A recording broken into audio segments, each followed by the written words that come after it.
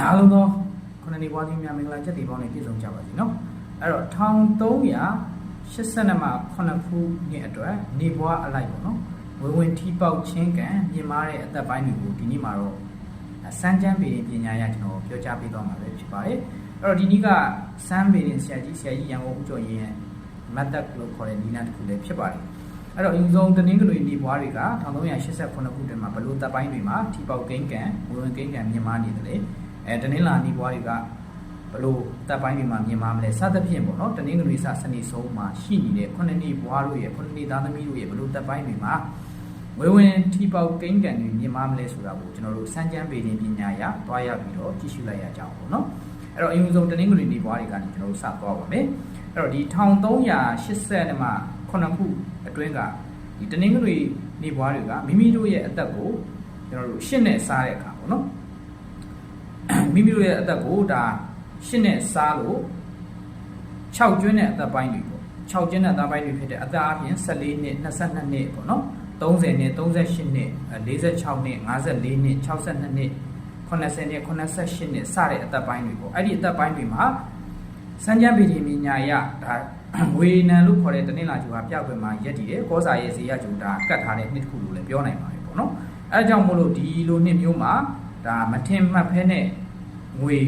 ရုပ်တရွက်ငွေဝင်ကိန်းကံအင်မတန်အားကောင်းတဲ့နှစ်လို့ဆိုနိုင်ပါတယ်မထင်မှတ်ဖဲမမျော်လင့်ထားဖဲနဲ့ငွေအစုလိုက်ပြုံးလိုက်ဝင်တာမထင်မှတ်ထားဖဲနဲ့ငွေထီထိုးသလိုငွေအလုံးရင်းဝင်တာမျိုးတွေဒါကြုံတွေ့ရလဲတဲ့နှစ်တစ်ခုပဲဖြစ်ပါတယ်အဲ့တော့ထီထိုးမယ်ဆိုလို့ရှိရင်ကိုကဒီပြွယ်ဆိုတဲ့သဘောတဘာဝကြောင့်လို့ကို့အနေနဲ့ထီကိုကြုံရဆိုင်မှာကြုံတယ်လို့ပဲလမ်းကြုံတဲ့သဘောမျိုးပဲဒါထိုးလိုက်လို့ရှိရင်မထင်မှတ်ပဲထီထပြီးတော့ပေါက်တတ်တဲ့နှစ်တစ်ခုဖြစ်ပါတယ်ဒါကြောင့်ဒီတနင်္ဂနွေနေ့ဘွားတွေကမိမိတို့ရဲ့အသက်ကိုရှင်းနဲ့စားလို့6ကျွန်းနဲ့အသက်ပိုင်းမိနစ်ဖြစ်တဲ့14 22 30 38 46 54 62 80 88ပေါ့နော်စားတဲ့နှစ်ဒီမှာဒီမိမိတို့ရဲ့အသက်ပိုင်းရရောက်ရှိနေတဲ့နှစ်မျိုးတွေမှာဆိုရင်ဒါအင်မတန်ထီထိုးပေးရပါမယ်အကျိုးပေးကဏ္ဍအညီနေကတော့ဒါကျွန်တော်တို့1နဲ့3ပေါ့နော်1နဲ့3ဖြစ်ပါတယ်ဒါကြောင့်1နဲ့3ကိုအဓိကအားပြုပြီးတော့1အစ3အစတို့1အစ3ဆုံး3အစ1အစစသဖြင့်ထိုးပေးရမှာပဲဖြစ်ပါတယ်နောက်တစ်ခုကတော့ကျွန်တော်တို့ဒါတနင်္လာနေဘွားတနင်္လာသားသမီးတွေပေါ့နော်အဲ့တော့တနင်္လာနေဘွားတနင်္လာသားသမီးတွေအနေနဲ့ကလည်းဒါ1380မှာ9ခုနှစ်အတွင်းဟာမိမိတို့ရဲ့အသက်ကိုအဲ့လိုရှင်းနဲ့စားလို့6ကျွန်းတဲ့အသက်ပိုင်းတွေပါပဲเนาะအဲ့ဒီအသက်ပိုင်းတွေဖြစ်တဲ့14နှစ်22နှစ်30 38နှစ်46 54 60နှစ်80 88နှစ်ပေါ့เนาะစတဲ့နှစ်တွေကမိမိတို့ရဲ့ဇာတာစမ်းချမ်းတိုင်စင်အရာကြရင်တနင်္လာကငွေနံတနင်္လာဟာတန်းစီမှာပောစာရဲ့ဇေယျကျူကတ်ထားပါတယ်ဒါကြောင့်အင်မတန်ငွေဝင်ကိန်းကံမြင်မာတဲ့ကာလလို့ဆိုနိုင်ပါတယ်အတိတ်ကံ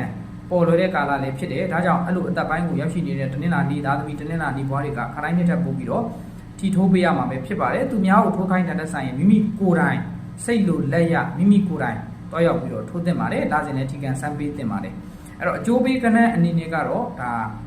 2 4 8ပေါ့နော်2ကဏ္ဍ4ကဏ္ဍ8ကဏ္ဍ9ကဏ္ဍပေါ့အဲ့ဒီ4ခုပါတဲ့ဟာကိုမြန်ထိုးပေးရမှာပဲဖြစ်ပါတယ်အဲ့တော့ရရအနေနဲ့ကတော့ဒါဖျားသွားပြစ်တဲ့အခါဖျားစီတီကိုရောက်တဲ့အခါ24ပစ္စည်းရွတ်ပြီးတော့ခေါင်းလောင်းကိုဒါ24ချက်တီးပေးရမှာပဲဖြစ်ပါတယ်အဲ့တော့ဟေတုပစ္စည်းရောဆိုပြီးတော့ဒါခေါင်းလောင်းတစ်ချက်အာရမဏပစ္စည်းရောခေါင်းလောင်းတစ်ချက်ဆက်သက်ဖြင့်ပေါ့နော်အဲ့လိုခေါင်းလောင်းတစ်ချက်ချင်းစီထိုးသွားခြင်းဖြင့်ဒါတနင်္လာနေ့ဘွားတွေအတွက်အင်မတန်ဝင်ကံကောင်းတဲ့နှစ်တွေလည်းဖြစ်ပါတယ်နောက်တစ်ခုကတော့ဒါအင်္ဂါသားသမီးတွေပေါ့နော်အင်္ဂါသားသမီးတွေအနေနဲ့ကလည်းဒါမိမိတို့ရဲ့အသက်ကိုရှင်းနဲ့စားလို့ဒါ6ကျွန်းနဲ့အသက်ပိုင်းတွေဖြစ်တဲ့14နှစ်22နှစ်30 38 46 54 60နှစ်90 88နှစ်ပေါ့နော်စတဲ့အသက်ပိုင်းတွေဒါမိမိတို့ရဲ့စမ်းချမ်းတိုင်စင်မှာတနင်္လာဟာတန်းကတ်မှာရက်တည်ပြီးတော့ကောစာရဲ့ဇေယျကျူစနေကတ်ထားတဲ့အတွက်ကြောင့်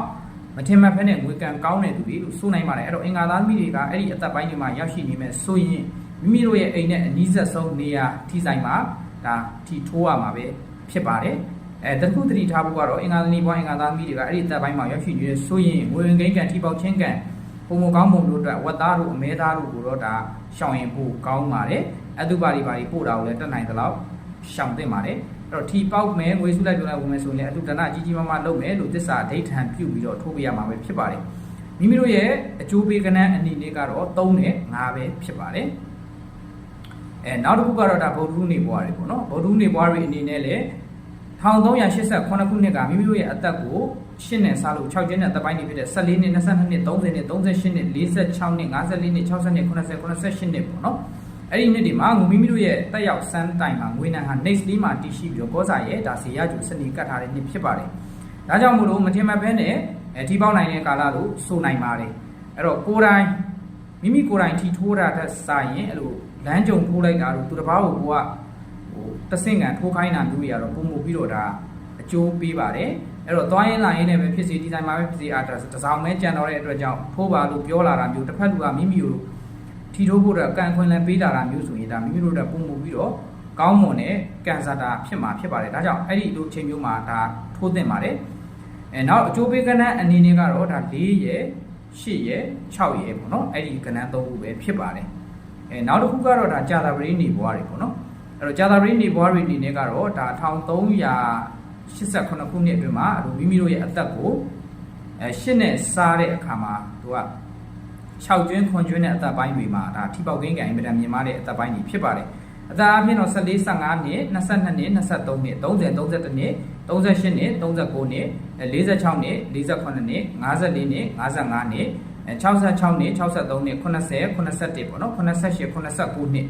စတဲ့နှစ်တွေမှာတနင်္လာကျူကနေကြီးမှာတည်ရှိပြီးတော့စမ်းချမ်းရဲ့ဒီဇေယစနေကျူကတ်ထားတဲ့ပြင်ထူးထူးခြားခြားနဲ့ဒါငွေဝင်နိုင်တဲ့နှစ်တွေလို့ဆိုနိုင်ပါတယ်အဲ့တော့မိမိကိုယ်တိုင်ထိုးရတဲ့ဆိုင်အကြောင်းကြောင့်ထီထိုးဖို့ပေါ်လာတာမျိုးကိုသွားရင်းလိုက်နေနဲ့ထီတွေကနေပြီးတော့ခေါ်ပြီးတော့ကိုထီကန်စမ်းပါအောင်လို့ပြောတာမျိုးတွေကပို့ပြီးတော့ထီပေါက်ကိန်းကန်အတွက်အားတာစီပါတယ်အဲ့လိုမျိုးဆိုရင်ဒါထီထိုးပြရမှာပဲဖြစ်ပါတယ်အဲ့တော့ထီထိုးတဲ့အခါမှာအကျိုးပေးကဏ္ဍအနေနဲ့ကတော့9ရယ်9ရယ်3ရယ်ပေါ့နော်အဲ့ဒီကဏ္ဍတွေကိုအဓိက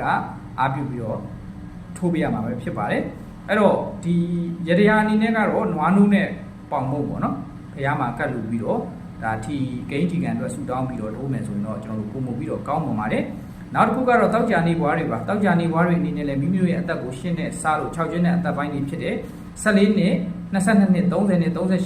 46နှစ်54နှစ်62နှစ်80 88နှစ်စတဲ့နှစ်တွေဟာတနင်္လာကျုံငွေနံကတိုင်းကြီးမှာကောစာရဲ့ဇေယျကျုံကတ်ထားတဲ့အတွက်ကြောင့်ငွေဝင်ကိန်းကန်မြင့်မားတဲ့အသက်ပိုင်းတွေပဲဖြစ်ပါတယ်အဲ့ဒီအသက်ပိုင်းကိုရောက်ရှိနေတဲ့တောက်ကြနေဘွားတွေအနေနဲ့ကရက်ဝေးကနေပြီးတော့ရောင်းတဲ့ထီပေါ့နိုင်ငံရခြားရက်ဝေးမှာရောင်းတဲ့ထီကိုလှမ်းပြီးတော့ပုံမကန်ဆန်းတာကပုံမပြီးတော့ကောင်းမွန်တဲ့ကန်ဆာတာကိုပိုင်းဆိုင်စီပါတယ်နောက်တစ်ခုကတော့အကျိုးပေးကဏ္ဍအနေနဲ့ကတော့1နဲ့6ပေါ့နော်1နဲ့6ပါတဲ့ဟာကိုမြန်မြန်ဆဆတာကိုကပို့ပြီးတော့အားပြုထိုးရမှာပဲဖြစ်ပါတယ်အထူးသဖြင့်တော့ဒီတောက်ကြတွေကနိုင်ငံရခြားအဲ့ဒီတပ်ပိုင်းရောက်နေတဲ့တောက်ကြနေဘွားတောက်ကြသားသမီးတို့နိုင်ငံရခြားထီကပုံမပြီးတော့ကန်အားသာစီပါတယ်နောက်တစ်ခုကတော့စနေသားသမီးတွေပါ1388ခုနှစ်မှာစနေသားသမီးတွေကလည်းမိမိတို့ရဲ့အသက်ကို8နဲ့စားလို့အဲ့လို6ကျွေးတဲ့အသက်ပိုင်းတွေဖြစ်တဲ့14နှစ်22နှစ်30နှစ်38နှစ်46နှစ်54နှစ်62နှစ်80နှစ်88နှစ်ပေါ့နော်အဲ့လိုနှစ်တွေမှာမိတို့ရဲ့ငွေနံတနင်္လာအတိုင်းထိရောက်နေပြီးတော့ကောစာရဲ့ဒါဇေယျကျူကတ်ထားတဲ့အတွက်ကြောင့်နေဘွားအလုံးနဲ့မှာတောင်မှဒီတပ်ပိုင်းမှာရောက်နေတဲ့စနီတွေကအင်မတန်ဝင်ဖို့အလားလာအင်မတန်ကောင်းတဲ့အချိန်ဖြစ်ပါတယ်အဲ့တော့ထီမထိုးဘဲနဲ့လည်းငါငွေစုလိုက်ပြုံးလိုက်ဝင်ချင်းငွေကြေးကန်ကောင်းချင်းဆိုတဲ့ကန်ဆာတာကိုပိုင်ဆိုင်ရရှိထားတာကတော့အဲ့ဒီစနေသားသမီးတွေပဲဖြစ်ပါတယ်ငွေနံအင်မတန်ကန်ကောင်းပါတယ်အကျိုးပေးကဏ္ဍအနေနဲ့ခွန်နှစ်6ပေါ့နော်ခွန်တို့နှစ်တို့6တို့အဲ့ဒါလိုမြန်မြန်ဆဆပါအောင်ထိုးပေးပါမှာဖြစ်ပါတယ်နောက်တစ်ခုကတော့သတိထားဖို့အကြောင်းအရာလေးကတော့အရက်တေစာတောက်တာကိုတော့တက်နိုင်တော့ရှောင်သင့်ပါတယ်အဲ့တော့အရက်တောက်ရင်တော့ဒါကောင်းကန်လေးတွေပျော့သွားတာအပြတ်သွားတာမျိုးတွေကြုံရတယ်လို့တဲ့ကြောင့်အရက်တောက်တာမျိုးတော့ရှောင်ကျင်သင့်ပါတယ်ဒါကတော့1388ခုနှစ်အတွင်းမှာနေဘွားအလိုက်အသက်ပိုင်းအလိုက်ပေါ့နော်ငွေဝင်ထီပေါက်ချင်းကံကောင်းတဲ့နေဘွားတွေရဲ့ကန်ဆာတာအပိုင်းခြားတွေနေထားတွေပဲဖြစ်ပါတယ်အဲ့တော့အားလုံးပဲဒီအသက်ပိုင်းခြားထဲမှာရောက်ရှိနေတဲ့နေနံနေဘွားတွေအနေနဲ့လဲဒါထီကိုခါတိုင်းထပ်ပုံမကန်ဆန်းပြီးတော့အလူအတန်းပေးကမ်းနိုင်ပြီးတော့ချမ်းသာကြွယ်ဝတဲ့သူတွေဖြစ်ကြပါစေလို့ဆုတောင်းမေတ္တာပို့တာပေးလိုက်ခါရယ်ဗျာအားလုံးသောခုနှစ်နေဘွားများကိုယ်စိတ်နှပါချမ်းမြေ့ကြပါစေနော်